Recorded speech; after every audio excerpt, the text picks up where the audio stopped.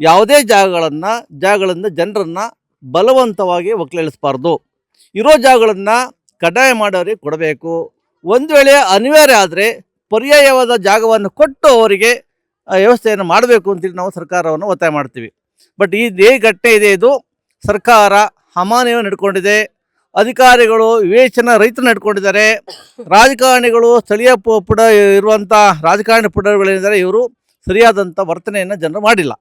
ಯಾಕಪ್ಪ ಅಂತಂದರೆ ಇವರು ಯಾರು ಕೂಡ ಮನೆ ಇದ್ಕೊಂಡು ಬಂದವರಲ್ಲ, ಅವರು ಮನೆ ಇಲ್ಲದೆ ಬಂದಂಥ ಜನ ಇವರೆಲ್ಲ ಕೂಡ. ಒತ್ತುವರಿ ಅಂತ ಹೇಳ್ತಾರೆ. ಈ ಜನ ಒತ್ತುವರಿ ಎಲ್ಲ ಫಸ್ಟ್ ಆಫ್ ಆಲ್ ಇದು ಜನ ಬದುಕಲಿಕ್ಕೆ ಮಾಡಿಕೊಂಡು ಜಾಗ ಇದೆಲ್ಲ ಕೂಡ. ಇದು ಒತ್ತುವರಿ ಮಾಡ್ಕೊಂಡಂಥವ್ರು AT ರಾಮಸ್ವಾಮಿ ರಿಪೋರ್ಟ್ ಪ್ರಕಾರ 23,000 ಎಕರೆ ಸರ್ಕಾರಿ ಭೂಮಿ ಇದೆ. ಇನ್ನು ಹಲವಾರು ಜನ ಮಹಲ್ ಕಟ್ಕೊಂಡಿದ್ದಾರೆ, ದೊಡ್ಡ ಶ್ರೀಮಂತರು ಮನೆ ಕಟ್ಕೊಂಡಿದ್ದಾರೆ, ಬಿಲ್ಡಿಂಗ್ ಕಟ್ಕೊಂಡಿದ್ದಾರೆ. ಅವ್ನು ಯಾರೂ ಬಿಡ್ತಿಲ್ಲ. ಅವರು ಬಡವರು ಯಾರು ಕೇಳ್ತಿಲ್ಲ ಅನ್ನೋ ಕಾರಣಕ್ಕೋಸ್ಕರ ಮಾಡಿದಾರ. ನೀವು ಇದು ನ್ಯಾಯನ? ಇದು ಬಡವ ಜನರಿಗೊಂದು ನ್ಯಾಯ, ಶ್ರೀಮಂತರಿಗೊಂದು ನ್ಯಾಯ. ನೀವು ಒಂದು ಗುಡಿಸ್ಲು ಹಾಕೊಂಡು ಮನೆ ಕಟ್ಕೊಂಡ್ರೆ ಒತ್ತುವರಿ ಮಾತಾಡ್ತೀರಿ ನೀವು. ಇದು DK ಶಿವಕುಮಾರ್ ಅವರು, ನಿಮಗೆ ಗೊತ್ತಿಲ್ಲ? ನಿಮಗೆ ಆನೇಕಲ್ ತಾಲೂಕಲ್ಲಿರ್ಬೋದು, ಇನ್ನೊಂದು ಕಡೆ ಇರ್ಬೋದು, ಎಷ್ಟೆಷ್ಟು ಒತ್ತುವರಿ ಗೊತ್ತಿಲ್ಲ ನಿಮಗೆ? ಗೊತ್ತಿದೆ.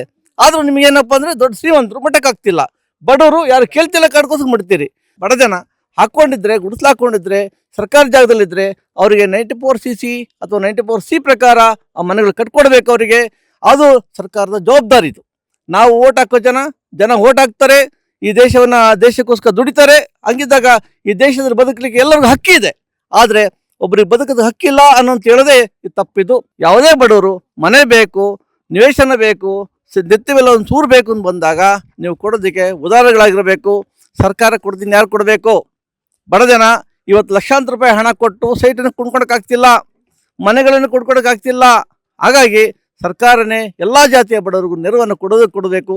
ಈ ಮಧ್ಯದಲ್ಲಿ BJP ಅವರು ಏನು ಇದನ್ನು ಇಲ್ಲಿ ಬಾಂಗ್ಲೋರಿದ್ದಾರೆ, ಇನ್ನೊಂದಿದ್ದಾರೆ ಅಂತ ನಾವೆಲ್ಲವೂ ಕೂಡ ನೋಡಿದ್ದೀವಿ. ಇಲ್ಲಿ ಮೊದಲಿಂದ ನೋಡಿದ್ವಿ. ಇಲ್ಲಿ ಯಾರೂ ಇಲ್ಲ, ಇಲ್ಲಿ ಎಲ್ಲರ ಹತ್ರನೂ ಆಧಾರ್ ಕಾರ್ಡ್ಗಳಿದ್ದಾವೆ. ಇಲ್ಲೇ ಉರ್ದು ಸ್ಕೂಲಲ್ಲಿ ಓದಿದ್ದಾರೆ, ಇಲ್ಲೇ ಸರ್ಕಾರಿ ಶಾಲೆಯಲ್ಲಿ ಓದಿದ್ದಾರೆ, ಅಂಗನವಾಡಿಯಲ್ಲಿ ಓದಿದ್ದಾರೆ. ಎಲ್ಲ ಮಕ್ಕಳು ಇಲ್ಲೇ ಇದ್ದಾರೆ, ಸಣ್ಣರಿಂದ ದೊಡ್ಡವರಾಗಿದ್ದಾರೆ, ಎಲ್ಲವೂ ಕಡೆ ಇದ್ದಾರೆ. ಇದನ್ನೇ ಒಂದು BJP ಬಂದ್ಬಿಟ್ಟು ಇಲ್ಲಿ ವಿಷವನ್ನು ಹಾಕೋ ಕೆಲಸನ ನೀವು ಫಸ್ಟ್ ಮಾಡಬೇಡಿ. ನಿಮಗೆ ಯಾವುದೇ ನೈತಿಕತೆ ಇಲ್ಲ.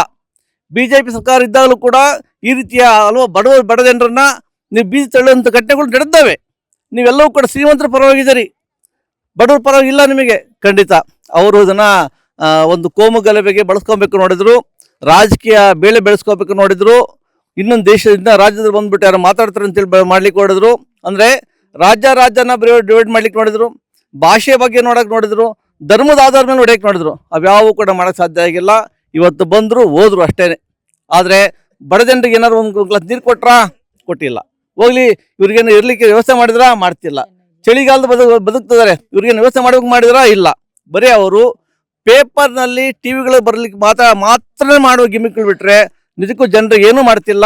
ಹಾಗಾಗಿ ಅವರ ಬೇಳೆ ಬಿಂದಿಲ್ಲ. ಇಲ್ಲಿ ಇನ್ನೊಮ್ಮೆ ಈ ಥರ ರಾಜಕಾರಣ ಮಾಡಕ್ಕೆ ಬಂದರೆ ಜನನೇ ಅವರಿಗೆ ಬುದ್ಧಿ ಕಲಿಸ್ತಾರೆ. ಇಂಥ ಪ್ರದೇಶಗಳಿಗೆ ಬರೋ ರೀತಿಯಲ್ಲಿ ತಡೀತಾರೆ ಅಂತೇಳಿ ಅವರಿಗೆ ಒಂದು ಪಾಠವನ್ನು ನಾವು ಹೇಳಬೇಕಾಗುತ್ತೆ.